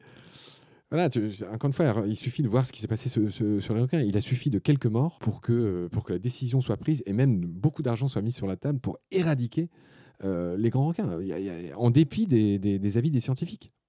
Pour ramener un peu plus de joie, tu as Sirius sur les genoux et tout ça, là, un peu plus de contact avec les animaux, avec le vivant, avec l'amour des chiens domestiques qui viennent perdurer notre plus ancienne amitié avec les animaux qui était celle avec le loup. J'ai envie de ramener un peu plus de positif et je sais que c'est ce que tu fais aussi le plus avec Baleine sous Gravillon et les différents podcasts qu'il compose. Est-ce que tu peux nous raconter un peu rapidement ce que c'est que Baleine sous Gravillon et puis les différents podcasts qui la composent et surtout pourquoi est-ce que tu as voulu créer un podcast? Parce qu'on peut s'imaginer que le podcast, c'est plutôt pour les gens comme nous qui ne sommes pas forcément journalistes de formation et qui veulent avoir voix au chapitre et qui veulent parler de leur petite expertise, leur petit domaine.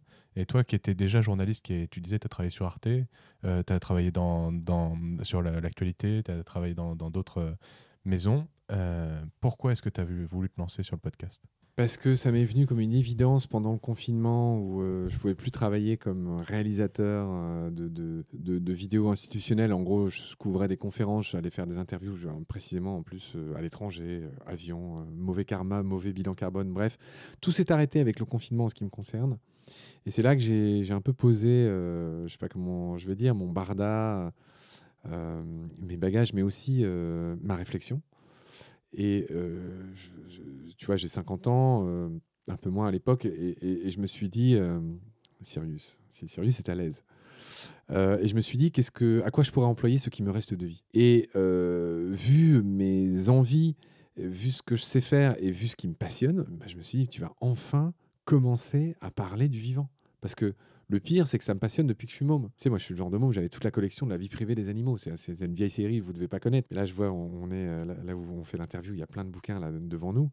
Et voilà, moi, à chaque anniversaire, etc., j'avais des bouquins d'animaux. Donc, j'ai enfin commencé à marier ma passion avec ce que je sais faire. Bon, c'est pas pour ça que j'ai fait Baleine sous gravillon. Je l'ai fait aussi parce que le podcast, pour moi, c'est mon média préféré. J'ai eu la chance de faire beaucoup de médias dans ma vie, de bosser dans beaucoup de médias différents. Donc, j'ai fait beaucoup de presse écrite, j'ai fait de la radio, j'ai brièvement travaillé à l'agence France Presse, j'ai fait de la télé, j'ai travaillé 4 ans à Arte. Donc, tu vois, j'ai eu la chance de toucher un peu à plein de médias différents. Mais je dois reconnaître que mon média préféré, c'est le podcast. Alors, je pourrais dire la radio, mais clairement, c'est pas tout à fait la même chose. Tu vois, ma productrice de France Culture, elle dit un truc très juste, qui est pas d'elle, hein, mais qu'elle ressort à toutes les sauces et elle a bien raison. C'est que la radio parle à tout le monde et le podcast parle à chacun.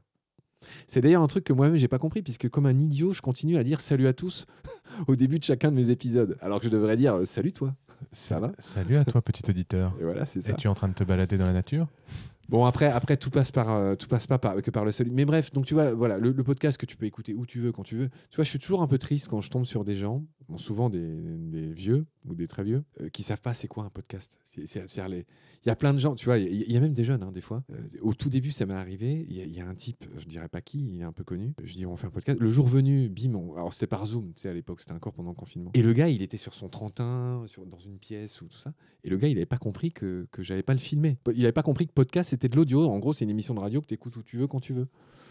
Et donc, tu avais cette passion, tu t'arrivais à réunir, tu savais que c'était ton média préféré. Et ça a commencé comment ? Ça a été directement Baleine sous gravillon ? Alors oui.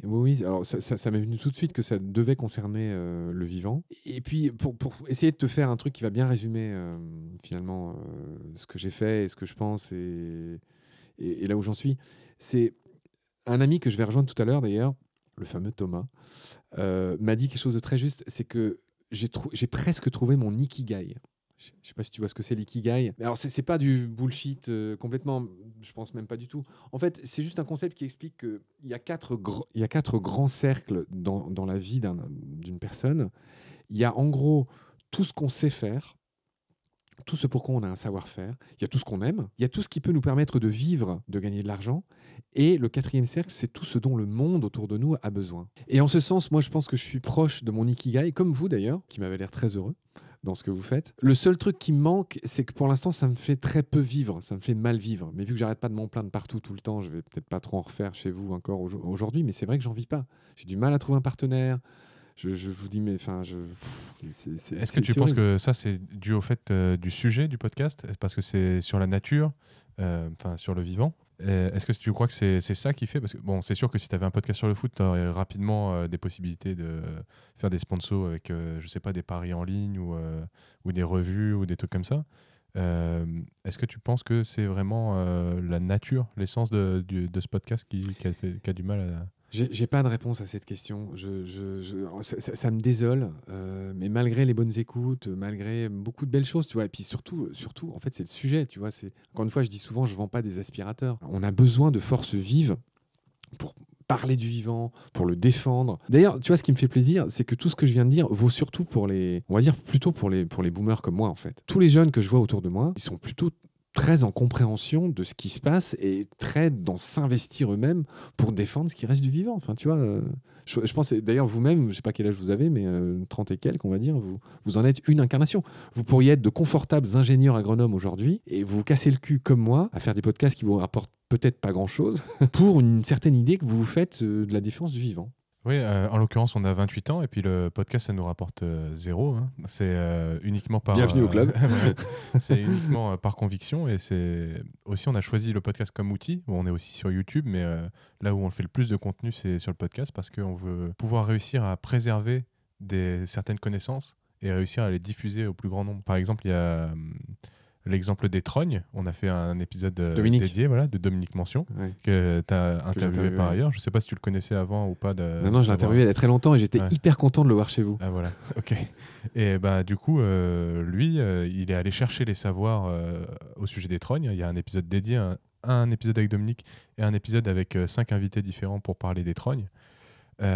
C'était mon sujet de mémoire de fin d'études, en fait, les trognes et le podcast. Il faut juste préciser, parce qu'il y en a peut-être qui ne savent pas c'est quoi une trogne. En fait, ce sont les arbres taillés en boule qui ont l'air d'avoir une tête posée sur un tronc. C'est ça, les trognes. Et il y en a plein au bord des cours d'eau, etc. C'est ça qu'on appelle les trognes et qui sont un trésor complètement tombé dans l'oubli, mais qui avait une très grande importance dans l'économie de jadis. Oui, qui sont au croisement complet de l'agriculture, donc le travail avec la nature pour produire, et l'écologie, puisque ce sont des arbres merveilleux pour accueillir la faune, la flore, tout ça, grâce aux cavités, etc. Et donc ce type-là, Dominique Mention, qui est quelqu'un de super, parce que je dis ce type-là, c'est peut-être un peu vulgaire. Il est formidable. Et il est allé chercher le savoir des pépés, qui allait emporter ce savoir dans la tombe parce qu'il n'avait aucune idée de la valeur qu'il avait. Il l'a collecté, il l'a diffusé, et aujourd'hui, les trognes, on peut dire plus ou moins que le savoir, il est plutôt sauvé, quoi. Parce qu'il a écrit un bouquin, qu'ils font énormément de formations, qu'il y a des gens comme toi et nous qui s'intéressons au sujet et qui essayons de diffuser.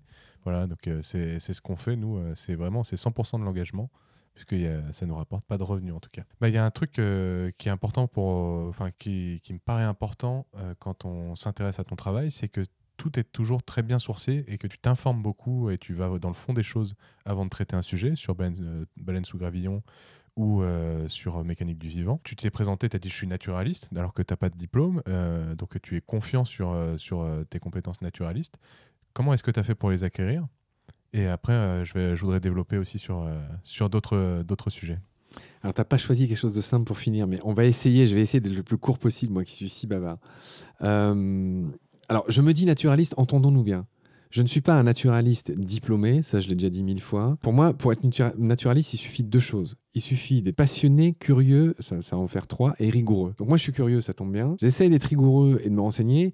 Et puis quand on est passionné, tu sais, en fait, des naturalistes en France, pour moi, tous ceux qui s'intéressent au vivant font partie de la grande famille des naturalistes. C'est pas les mecs du MNHN, que les mecs du MNHN ou les chercheurs diplômés ou je ne sais quels mecs qui écrivent des bouquins qui sont les seuls naturalistes. Non, pour moi les naturalistes, c'est tous ceux qui aiment le vivant et qui se donnent les moyens et la peine de se renseigner sur ce vivant, tout simplement, pour commencer. Et donc oui, alors je te remercie, c'est gentil ce que tu dis. Effectivement, alors après je distingue BSG que je fais souvent à l'arrache. Et d'ailleurs, de mécanique du vivant, là pour le coup, chaque émission, c'est plus d'1 mois de travail. Et en plus, je me fais relire par 6 ou 7 spécialistes parce que c'est un format spécial où c'est moi qui dois raconter l'histoire. Ce que je n'avais pas nécessairement voulu au départ. Moi, je voulais faire des interviews comme je sais faire. Et puis le format qui a été choisi, ça a été la forme de récit. Et donc, tu imagines bien que je dois boucher tous les trous et que je dois tout trouver moi-même. Et donc, c'est pour ça que ça me prend beaucoup de temps de faire ces émissions de mécanique du vivant, parce que justement, je ne suis pas un spécialiste de chacun des sujets. C'est une forme de récit, mais qui est quand même entrecoupée par des passages qui sont des morceaux d'interview que tu as fait de spécialistes. Alors, je t'avoue que ce n'est pas la forme que j'aurais choisie, mais c'est la forme qui m'a été demandée. Effectivement, mon récit... Enfin, tu vois, je parle 80% du temps, et à 20%, c'est saupoudré, je dirais, c'est pas un joli terme, mais de très importantes... j'allais dire enluminure, si tout ça était un parchemin, du spécialiste qui vient appuyer ce que je dis ou l'éclairer justement avec le point de vue du spécialiste qui a fait des études ou quoi. Et donc le choix qui est fait, c'est ça. Tu vois, c'est l'inversion de l'interview classique. C'est-à-dire le 80-20, mais à l'inverse. En gros, c'est comme si le journaliste parlait 80 et l'autre 20. Et ça, c'est un truc que j'ai pas choisi. Il faut bien le savoir. Mais bon, en tout cas, voilà, c'est comme ça. Et je comprends aussi ça. C'est-à-dire que le choix qui a été fait, c'est que ce soit la même personne qui raconte chacun de ces animaux. Et donc, tu imagines bien qu'il n'y a pas un spécialiste du loup qui soit aussi un spécialiste du requin, qui soit aussi un spécialiste de l'abeille et qui soit aussi un spécialiste des corvidés. Donc, je comprends la logique derrière. Et donc, il y a 2 manières pour moi de préparer. Baleine sous gravillon, je le fais souvent à l'arrache. Tu serais surpris de savoir que, et pour le coup, je le fais de moins en moins, Enfin, de toute façon, depuis qu'il y a France Culture, je n'ai pas fait de nouvelles émissions et je pense que je vais multiplier par 2 les délais entre chaque sortie d'épisode parce que juste j'ai plus le temps. En plus, là, je suis en train d'écrire un livre. Enfin, j'ai un vrai problème là. Au début de cette saison, en septembre 2022, si je m'arrêtais de bosser, j'avais de quoi passer 2 ans d'émission. Là, vu ce qu'est devenu cette saison-là avec France Culture, l'écriture d'un nouveau livre, etc., tous les projets divers et variés, etc., le fait de passer les 2 tiers de mon temps à essayer de trouver des sponsors et des partenaires, font que j'arrive, j'ai épuisé tout mon frigo, toutes mes réserves, j'ai plus rien. Et donc, une des adaptations par rapport à ça, c'est que je me suis rendu compte que, en fait, il y a quelques émissions sur les centaines d'épisodes que j'ai fait, il y en a quelques-unes que j'ai faites sans rien préparer, en misant juste sur ma petite culture générale, de généraliste. Et figure-toi, alors je dirais pas c'était lesquels, mais que ça s'est mieux passé pour les autres. Déjà, j'ai passé beaucoup moins de temps à les préparer. Ensuite, c'était un peu plus spontané. Je travaillais moins l'invité au corps et c'était plus spontané, si tu veux. Je l'interrompais moins, je ça.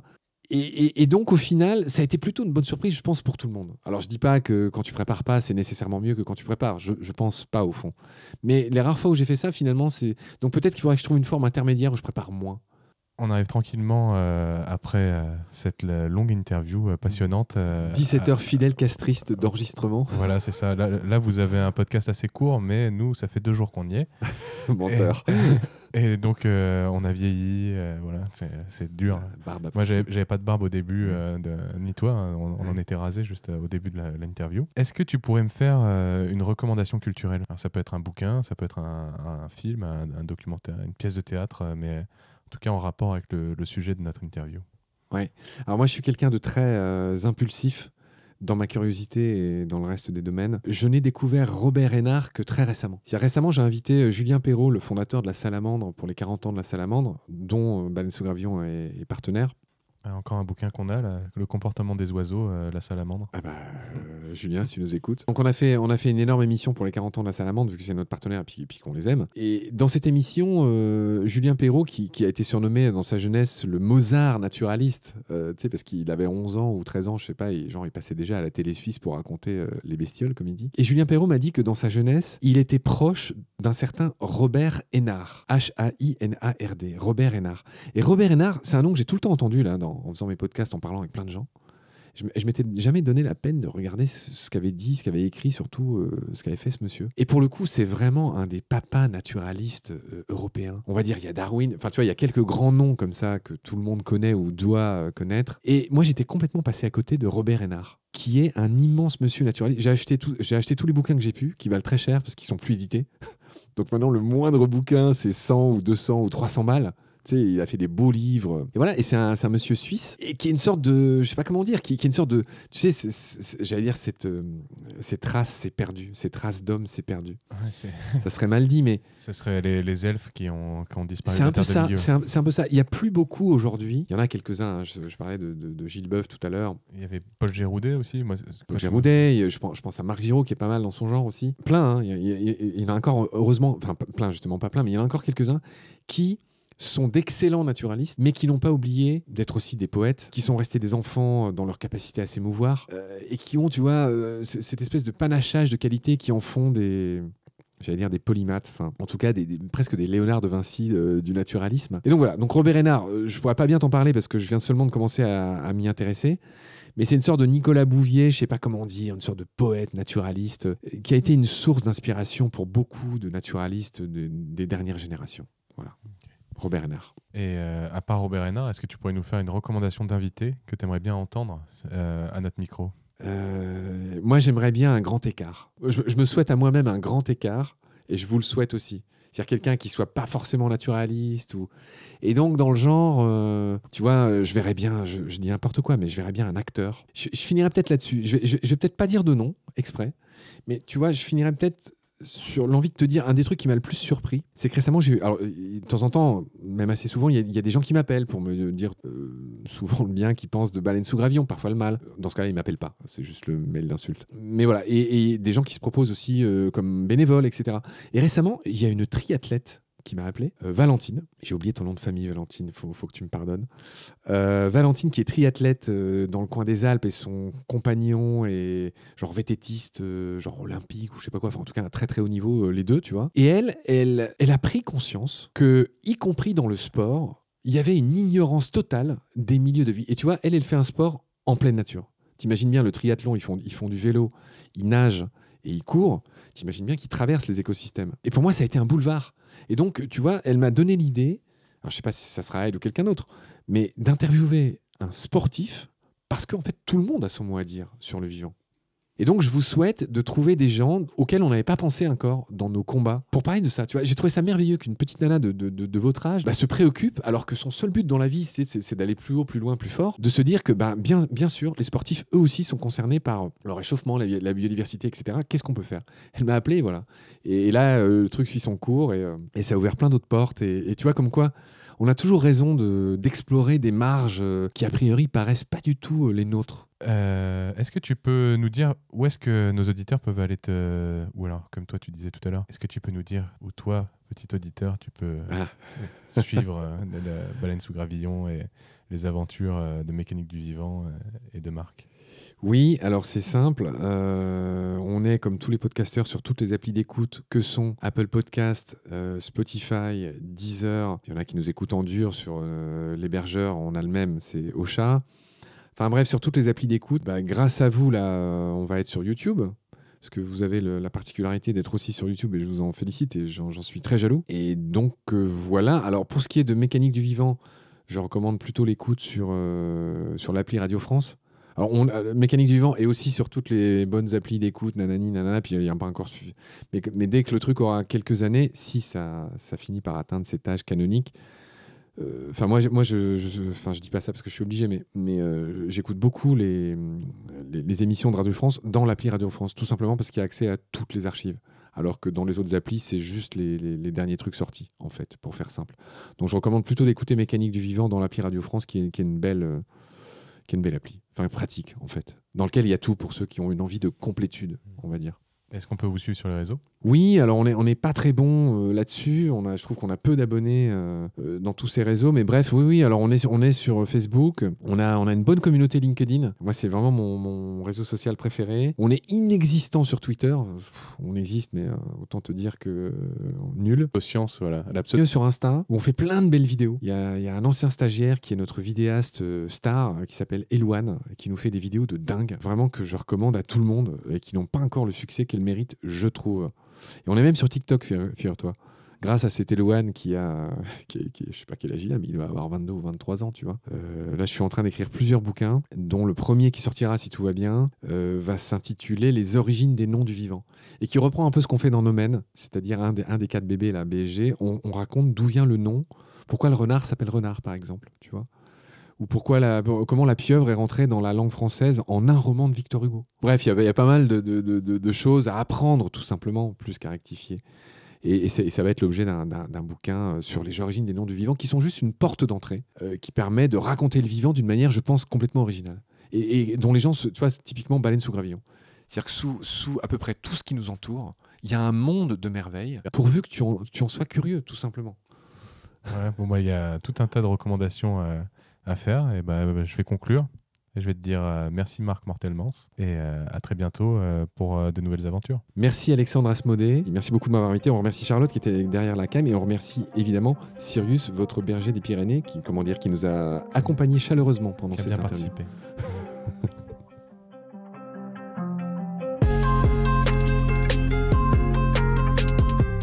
Et voilà, cet épisode de Poids Plume est déjà terminé. Merci beaucoup de l'avoir écouté jusqu'à la fin. Maintenant, on a besoin de vous. Partagez l'épisode autour de vous pour nous aider à avoir plus d'impact. C'est pour ça qu'on fait ces contenus. On se retrouve bientôt pour un nouvel épisode de Poids Plume, le podcast qui raconte la Terre. Salut!